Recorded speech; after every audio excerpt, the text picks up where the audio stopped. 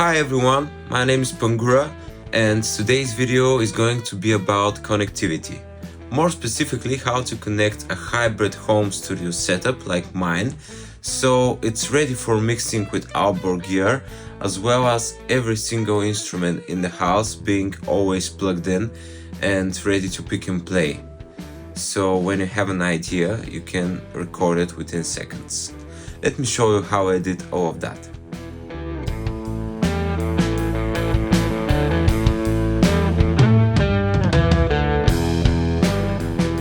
Let's begin with the power supplies. There is this problem that occurs to a lot of us who are working in home studios, and that is the fluctuating voltage of the electrical system in the building. This can implement a lot of unwanted noise, and when we patch 2 or 3 pieces of gear in a signal chain, it can get really ugly.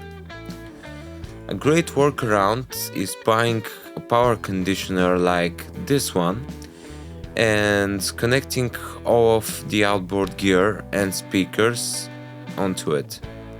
It also protects your gear from power surges, so it's pretty useful.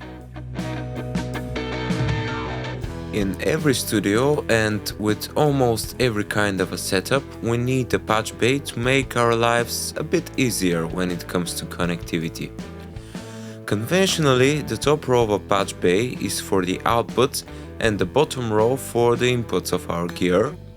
I'm using a TRS balanced patch bay, which I have divided in 3 sections.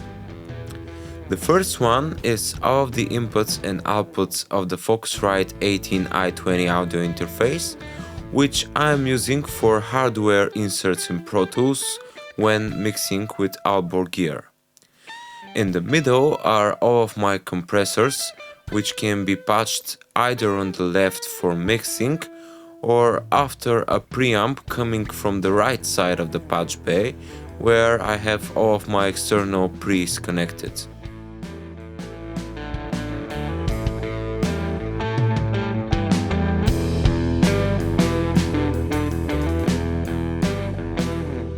Now, I know my setup is a little bit complicated because I switch between 2 audio interfaces, but you can do all of this with just one interface with more I/O possibilities. But I wanted to have the option of recording on an analog board, and I already had my Focusrite 18i20 and an octopre, so it became my mixing interface, and the octopre is used as external pre's. Well, of course, all of this is on a budget. I currently don't have the luxury of buying an SSL mixer and connecting it to a Galaxy 32 interface, but the TASCAM is actually a pretty decent board, and being also an audio interface makes it just so easy to record right off the bat. Currently, I'm running cables from my drum kit to the mixer, and don't forget to label them, saves a whole lot of time later. I also set up a spaced pair with small condenser microphones right next to me, so that I can record acoustic guitar on the spot, and I also use them for drum rooms sometimes. I got an SM57 on my guitar amp ready to go. My keyboard is connected on channels 17 and 18, and my bass guitar is ready to plug into whichever preamp I decide. Flip the DI switch and we got sound. Basically, the idea is that when inspiration strikes, I can just grab the instrument and record the part. That's it, no complications.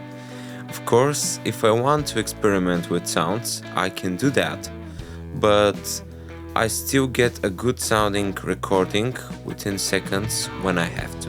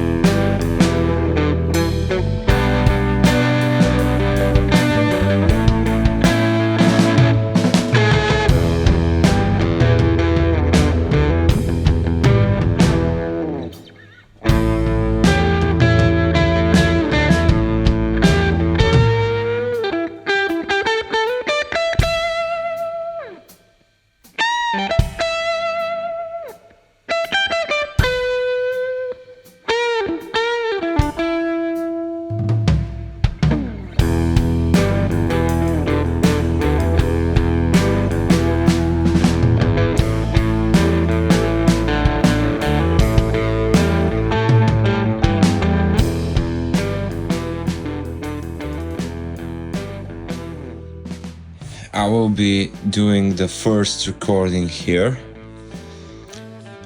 It won't be for something that I'm actually going to use.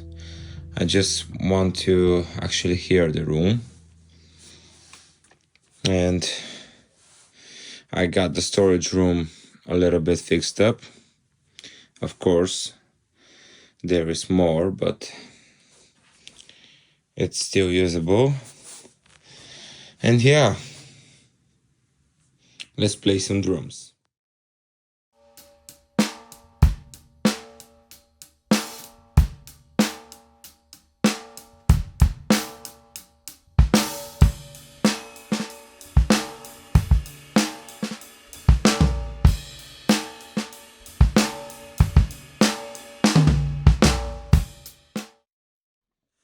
Well, this is going to be the last video of the whole moving and building a studio fiasco. And at the end of the day, I'm pretty happy with the results. Of course, it came a long way in the next few weeks and months, and it's probably gonna be evolving for a long while, because I'm constantly doing stuff, moving stuff around, changing stuff in order to improve my workflow and make things easier for me. And so far I've been making some of the best music I've ever made, and I'm pretty excited for you to hear it, but we have time for that. I hope you're doing well, and I hope to see you in the next video. Bye!